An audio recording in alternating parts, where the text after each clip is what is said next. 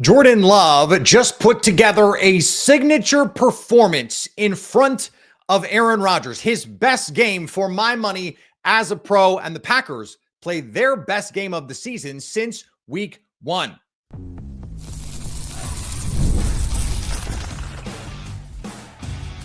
You are Locked On Packers, your daily Green Bay Packers podcast. Part of the Locked On Podcast Network, your team every day.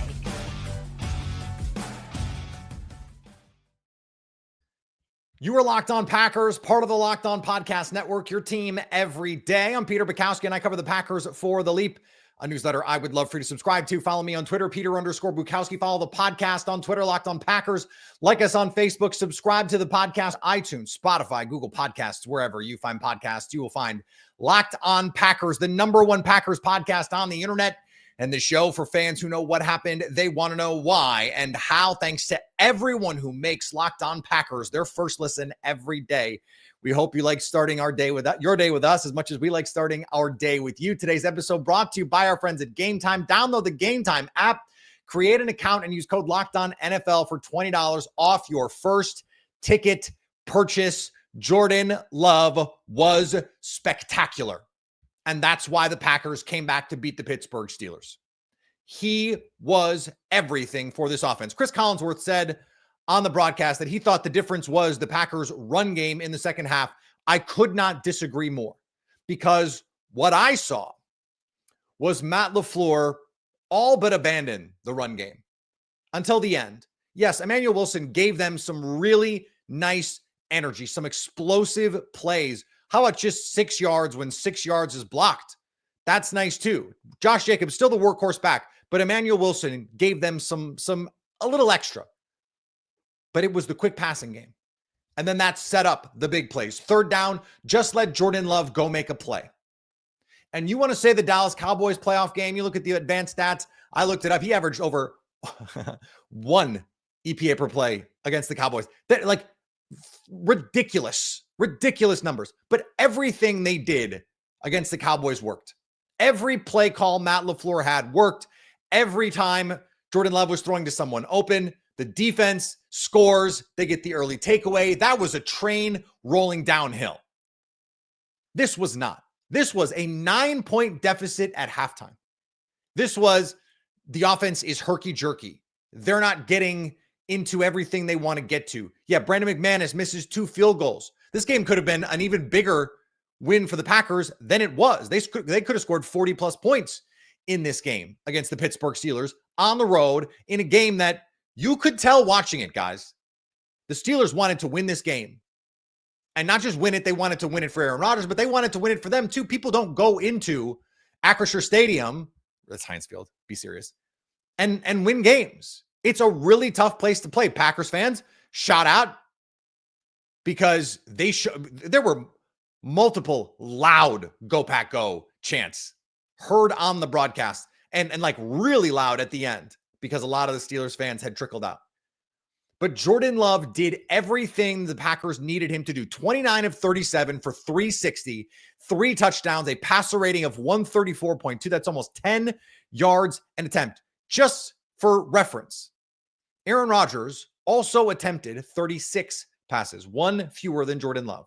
And even with the garbage time yards and touchdown, 219 yards on 36 attempts, 6 yards per pass, 2 touchdowns, and a 101.5 passer rating. Ultimately, the numbers look better than they were for Aaron Rodgers. Rodgers was able to create a couple chunk plays in the first half that set the Steelers up for field goals. The DK Metcalf one was a killer. The defense looked like they were a little bit out of sorts. And then all it took was a couple splash plays here and there on defense, and the offense catching fire. Jordan Love had 20 straight completions. He did something in front of Aaron Rodgers that Aaron Rodgers never did. Aaron Rodgers never completed 20 straight passes in his in his Packers career. I don't know what he did with the Jets.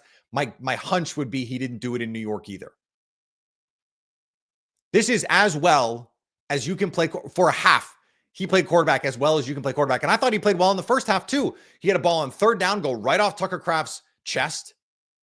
Had another ball, a back shoulder go ball to Romeo Doubs that Doubs gets two hands on and drops the first third down of the game. Romeo Doubs gets two hands on and can't finish the play.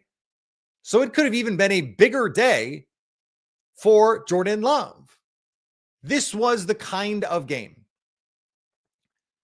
Find the answers for pressure. Matt LaFleur, quick passes. Just get the ball out quick to Tucker Kraft. Hey, look what can happen. And then let Jordan Love make a few sicko throws, a few plays that only Jordan Love would even, like Collinsworth said it, only Jordan Love would even think to make some of these throws. The one to Christian Watson back across his body where he floats it over the safety. That ball, when he threw it, I went, oh no. But the safety, he doesn't think there's any chance Jordan Love is going to make that throw. He doesn't think there's any chance that ball is going to keep going. And guess what? It does. And it goes right into Christian Watson's chest. The Tucker Kraft third down, where he's got pressure in his face. Kraft is on a corner route. And Love just throws it to space and expects Tucker Kraft to go get there. That was not a dangerous throw. He throws it to space. I can't believe he got enough on that throw to get it out there. Kraft plays it better than the DB. DB's got his back turned. That's open. You know who always said that? Aaron Rodgers. When we talk about Jordan Love controlling a game, this is something we've gone back to over and over. The Brian Gutekunst quote about wanting to see Jordan control the game. This was controlled. He was in full command of everything the Packers were doing. And there were in the first half some play calls I didn't love. I didn't love some of the personnel usage. Why are you throwing go routes to Romeo Doubs when you have Christian Watson and Matthew Golden healthy in this game? Matthew Golden was not a big part of this offense. It didn't matter because Christian Watson was, and because Tucker Kraft is a damn treasure. He, on National Tight End Day, and we'll get to that, was the best tight end in the NFL for a day. So this offense, all of a sudden, found some answers. Okay, you're not running the ball early. Here's what you're going to do. Find those quick outlets. Get the ball to Tucker Kraft quickly. Get the ball to your checkdowns quickly. And then make a couple throws down the field that just not that many guys are even going to think about making. They hit a number of explosives in this game. And remember what we said on Friday. I came on the show and I said the Packers were going to play their best game since week 1. And they played their best game since week 1. And were there some hiccups? Yes, as was pointed out in the chat. Did I absolutely nail a 2nd and 10 run after Jordan Love had a deep ball incompletion? Yes. Did I say I would bet my mortgage on it? Yes. I didn't get a chance to do that, but I did. Our friends at FanDuel, I had the Packers money line and I had the over. Comfortably went over. And we hit that at almost 2-1. This is the version of Jordan Love that makes you believe the Packers are Super Bowl contenders. And he doesn't have to be an MVP level. Like this was MVP Jordan Love. If Jordan Love is going to get in the MVP conversation, it's these sorts of games on Sunday Night Football in Pittsburgh against Aaron Rodgers. All the narrative momentum on Aaron Rodgers' side in a lot of ways, had the opportunity to beat the Packers, to beat every team in the NFL. It looks like Aaron Rodgers is not going to get that opportunity. And you know who prevented him from having that opportunity? Jordan Love. And we don't have to get back into the silliness of 2020 or 2021 or any of the mishigas in there. We don't need to do that. This game to me came down to Jordan Love playing like the franchise quarterback the Packers believed he could be when they drafted him in 2020. And Jordan Love being the franchise quarterback the Packers thought he could be when they told Brett Favre, or excuse me, wow, here we are. When they told Aaron Rodgers, thanks, but no thanks. That's the player we saw Sunday night on the road where the Packers have not had a lot of success. this season. And TJ Watt and Nate Herbig and Cam Hayward and all these guys that they can bring to bear as a pass rush. Jordan Love not sacked. Jordan Love made every play he needed to make. They put 35 points on the board. End of the first half. I know they didn't score, but Love marches them with 37 seconds and 2 timeouts, marches them right down the field. And they get in position to get a field goal. Now they don't make it, but that's big time stuff from Jordan Love. He made that throw to Christian Watson for 19 yards along the sideline is a stick throw. That is an awesome throw. There aren't that many quarterbacks that have the arm strength to flick that ball out the way that he did. And he still left plays on the field. He had Matthew Golden open for a touchdown late in the game and, did the conservative thing. I understand he's working the right side. It's not there. Just throws it away. I was fine with the decision. Sometimes you just get a little unlucky. Had he been reading the left side of the play instead of the right side, and we don't know what the progression is, we don't know what the situation is, that's another feather in his cap. As it is, for my money, the best game Jordan Love has ever played. And it comes at a time where the Packers, I think, needed to show themselves maybe. Hey, that's right. We are this good. Now, you have to carry it forward. You can't let go of the rope against the Carolina Panthers next week just because they're the Carolina Panthers. We've seen them go out and play well against some decent teams. You got to carry this forward and keep it going. But the version of the Green Bay Packers we saw on Sunday, especially in the second half, that group is a Super Bowl team. And Jordan Love looked like a Super Bowl quarterback. Now, a big reason for that, Tucker Kraft and Christian Watson. We'll talk about them next on Locked On Packers.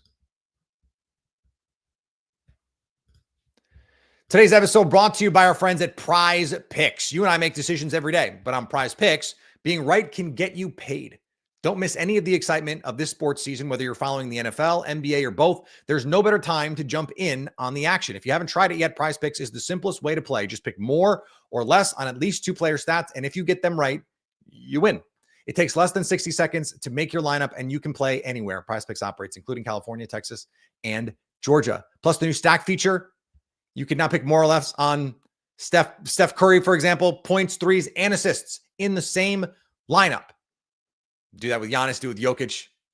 My guess is you're going to do pretty well in those lineups. Download the PrizePicks app today and use code LOCKEDONNFL to get $50 in lineups after you play your first $5 lineup. That's code LOCKEDONNFL for $50 in lineups after your first $5 lineup. PrizePicks, it's good to be right. Today's episode also brought to you by our friends at Rougiette. Let's be real, making excuses doesn't solve anything. We've all heard them before. It's just stress. I'm tired. It happens to everyone sometimes. But when it comes to performance, sometimes your body just needs a little extra support. That's where Rougiette comes in. Rougiette.com offers fast-acting, doctor-prescribed treatments for ED designed to help you stop making excuses and start making moves. The process is fast, simple, and private, and it's all handled by real doctors. It's about confidence, connection, and getting back to the moments that matter. Visit Rougiette.com, RUGIET.com/LockedOnNFL for 15% off your first order. That's Rougiette.com/LockedOnNFL. And don't forget to use our code LockedOnNFL so they know we sent you. Rougiette, stop making excuses and start making moves. Tucker Kraft was unfreaking believable in this game. And every time they threw him the ball, it seemed like something good happened. 7 catches, 143 yards, 2 touchdowns, had the 59-yarder. Him in the open field is scary. And my favorite play of the night from Tucker Kraft was the second touchdown. Split out wide, in space, outside, little pivot back inside, and it's blouses at that point. You see the athleticism. You see the ability to make plays after the catch, not just with pure brute force. That is what separates the elite tight. Like every tight end in the NFL is 6'4", 6'5", between 235 and 255. They're all big freaking guys. They're all strong. They're all tough to tackle. It's that ability in the open field to then go make a play. And he can run over you. He can run through you, but he can also run by you. He can run away from you. And that's what separates the truly elite tight ends in this league. And you think about someone like Trey McBride. He's more likely to get open, work underneath. But does he make the play that Tucker Kraft makes, the 59-yarder? I don't know. I think there are only a handful of tight ends in the NFL that could have made that play. Brock Bowers, George Kittle. Certainly George Kittle in his prime. He's still really, really good. That was the kind of thing that George Kittle was doing, though, like five years ago. Maybe at a little bit higher rate than he is now. He's still an awesome player. There just aren't that many guys who can do this. Tyler Warren, maybe. Tyler Warren just walks into the NFL, a dude. But this looks like the Packers have one of the truly elite players at the position. One of the true difference makers. Everyone's got a guy that can catch.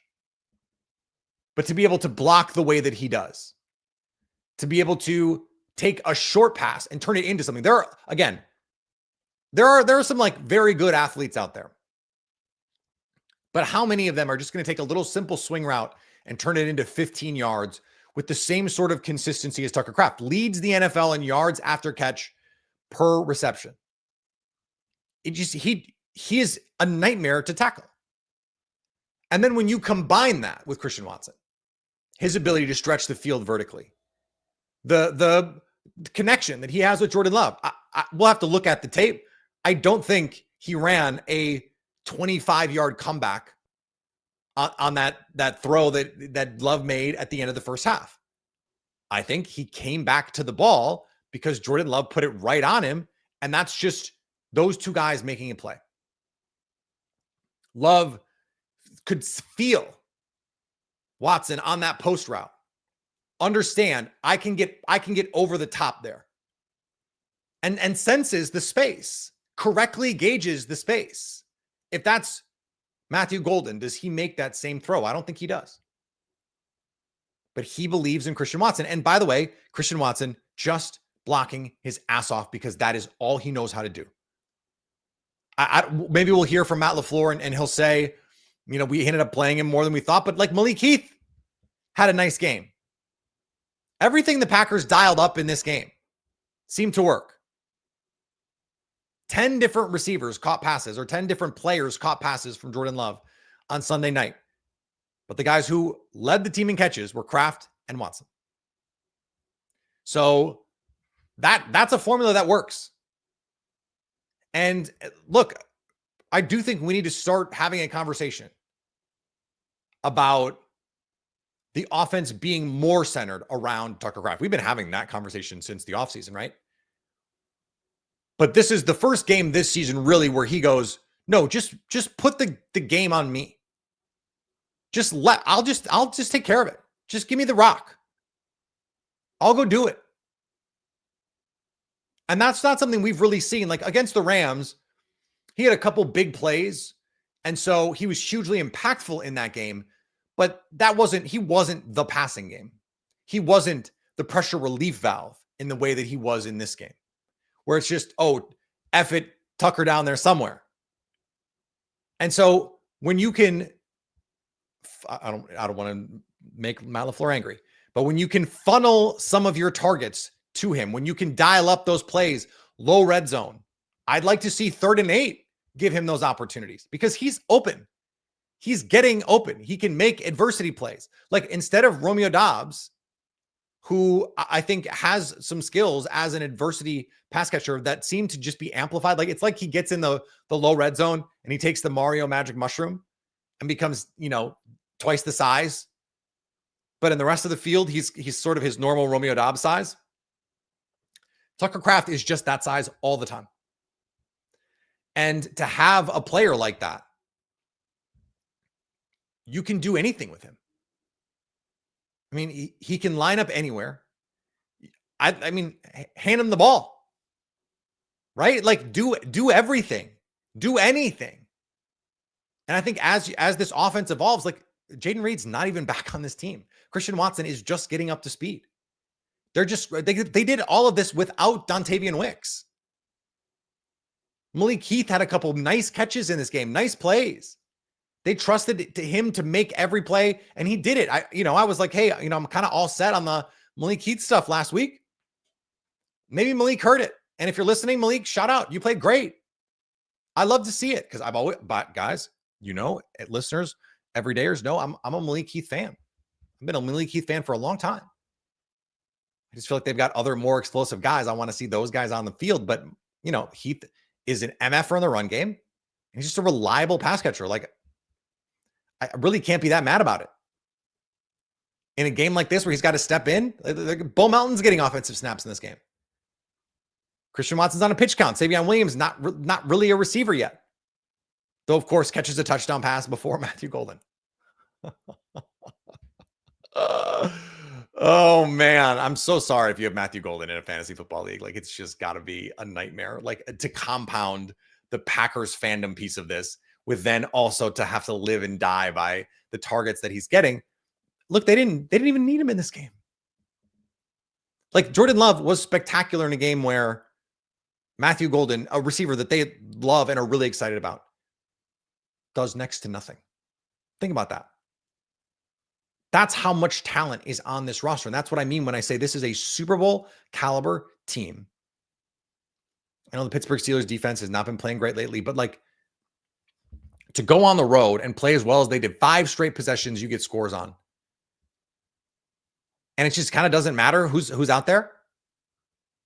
That's Super Bowl caliber stuff. Now, I want to talk a little bit about the defense, but I also, look, we got to talk about this kicker situation, and we'll do that next on Locked On Packers. Today's episode brought to you by our friends at Gametime. The NFL season is back, and honestly, there's nothing better than being in the stadium surrounded by fans cheering for your team. But let's be honest, getting tickets can be a hassle. I did this recently. Between going to different login screens, prices jumping in checkout, it's frustrating. Queues, why are you waiting? And then I was like, oh, that's right. Gametime. Gametime, you'll always get 100% authentic tickets delivered on time and at the best price. Plus, all fees are included. So the price you see is the price you pay. You can get in the door for Packers Panthers for cheaper than you'd think, probably right now. So download the Gametime app and see it's faster, cheaper, and less stressful than any other way you've bought tickets before. Go to Gametime. Download the app. Use the code LOCKEDONNFL and you'll get $20 off your first ticket purchase. Could you save an extra $20? Would you like that? That's some concessions at the game. Get yourself something nice. Terms apply. Again, that's promo code LOCKEDONNFL for $20 off. Swipe, tap, ticket. Go download Gametime today.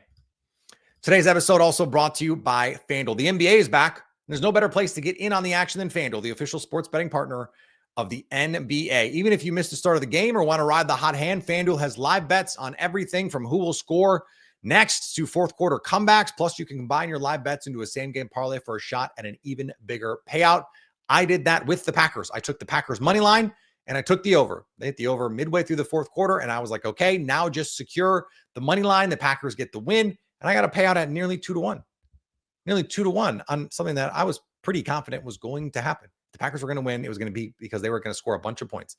And guess what they did? They scored a bunch of points. It keeps every game exciting, especially when your team's making that late push. Right now, FanDuel giving new customers $300 in bonus bets when your first $5 bet wins. So go to FanDuel.com and sign up. Play your game with FanDuel, the official sports betting partner of the NBA.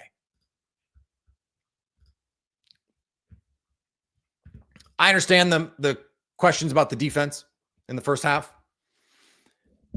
We have to talk about Carrington Valentine, who did give up the late touchdown, but I thought overall played a hell of a game. Multiple terrific positions to play the ball, which was something Nate Hobbs was not doing. Now, they did bring Nate Hobbs in for some, I don't want to call it dime, but when they were in obvious pass situations, he came in and played the slot. And I think that's, right now, that's the way to use him. If it's 3rd and 8, 3rd and 10, 3rd and 12, yeah, you want Nate Hobbs on their slot corner. You don't want it to be Javon Bullard. But if it's 2nd and 8, I'm fine with it being Javon Bullard just because of his stoutness in the run, his playmaking, his speed, everything else that he brings in the run game. He's basically a safety. You're basically playing big nickel with Javon Bullard. And underrated piece of the fumble. Edgerrin Cooper, by the way, played the best game of the season for Coop, certainly the best since week 1. And the fumble, Javon Bullard comes and hits the receiver rather than just tries to jump on the ball so that he can position himself to recover the fumble. It's a really nice little nuance to that play. I want to see Javon Bullard. Like if it's Javon Bullard on early downs and Nate Hobbs on third down, fine. Is that underwhelming for 4 years, 48? It sure is. But Carrington Valentine sure looks like the better player right now. And so if that's going to be the corner room moving forward, I'm fine with it. Keyshawn Nixon did not play well in this game at all. The holding call on third down was absolute nonsense. I mean, he barely touched him. It wasn't even a hook. He got called for a hook, but he didn't even really hook the receiver. I think Calvin Austin is just a baby. He's just a small human for a receiver. And so Keyshawn Nixon is, 6 feet, 200. He's significantly bigger and stronger. So any little contact is going to seem more impactful. On the pass interference, like what else is he supposed to do? But he never found the ball. And he just got bullied by DK in the low red zone. That's just a tough play. Like the Packers beat teams with that one too. It's just a tough play. I did not think he played great. Carrington Valentine did. You got really good linebacker play. And the pass rush showed up. Rashawn Gary, 2 sacks. Micah Parsons had a big sack. Once the Packers can get teams playing from behind, that's when this pass rush can go to work. Now, we have to talk about the kicker. I understand Brandon McManus was hurt. And in retrospect, it looks like the wrong decision to have played him. It looks like the wrong decision to have put him out there. I don't know what that means for him moving forward. That being said,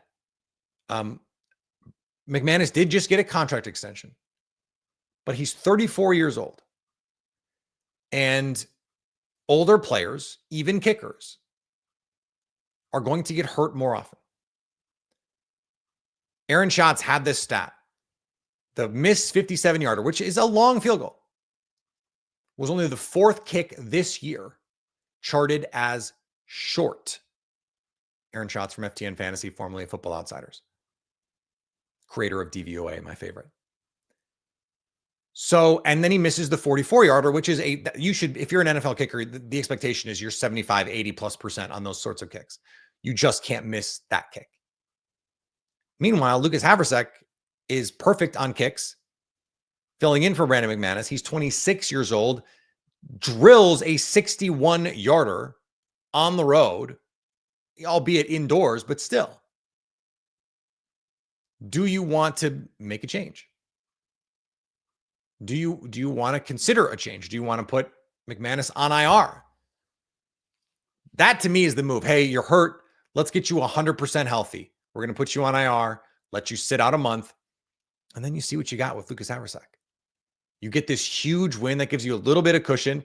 The Eagles come in 2 weeks. You hope you don't need your kicker in that game, but that's a home game at least. And so, you have a little bit of a run here, a little runway.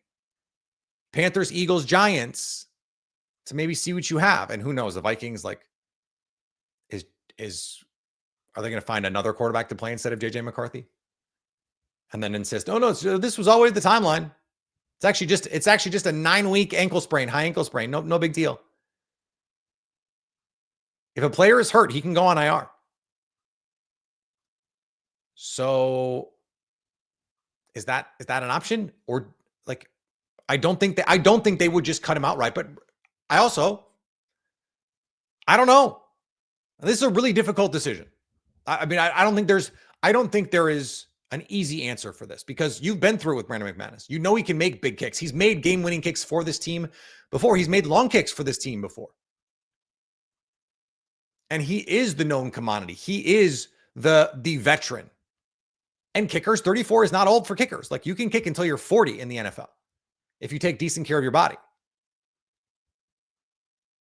And so I am willing to say, hey, look, it was a game time decision. The Packers made the wrong decision. What else is new? Rich Bisaccia. But the Packers made the wrong decision And so you let it ride. But I don't know that they're going to be able to keep 2 kickers on the roster moving forward. Maybe they will. Like, if you can, right now they can. Keep doing it, I guess. I mean, Haversack is signed. Like, they signed him to the roster. So he is on the roster. If they need to keep 2 kickers, right now it doesn't seem to be hurting them. They don't have a depth problem anywhere. Maybe that will change. But I would let this ride for now and then see. But there's at least a conversation that needs to be had here about what happens with the kickers. Like, you gotta, it's too important. And the special teams is too inconsistent elsewhere to not have this buttoned up. Like, I understand 57-yarder. I understand missing it short. That tells me he just wasn't ready to play. Like, he's good. They've mentioned this before. Pre-game warm-ups. You watch him do pre-game warm-ups. He can hit 58, 60 yarders, and he's got the leg for it. I think this was more about, they mentioned on the broadcast, the field, the plant legs. Like Chris Boswell's even talked about this. The field sucks. The Heinz turf stinks and has always been a disaster. I'm willing to write this one off, but it is something that I have noticed here. And luckily the Packers, it didn't come back to bite them. They didn't need those points in the end, but that's only because Jordan Love, Tucker Kraft, and the gang were that good. And so if you're a Super Bowl team, like, you want to get this in the right place moving forward. All right. For those of you watching on YouTube, let's jump right into an hour of Locked On Packers squad show. Brandon Snide, Coach Jeff Jagosinski, me, will be with you in just a second here. Everybody else will be with you tomorrow on the podcast. Follow me on the social medias. Follow the podcast on the social medias. Subscribe to the podcast. Be subscribed on YouTube so you can come hang out with us after the show. 60 more minutes with you on the Locked On Packers YouTube channel so you can stay Locked On Packers.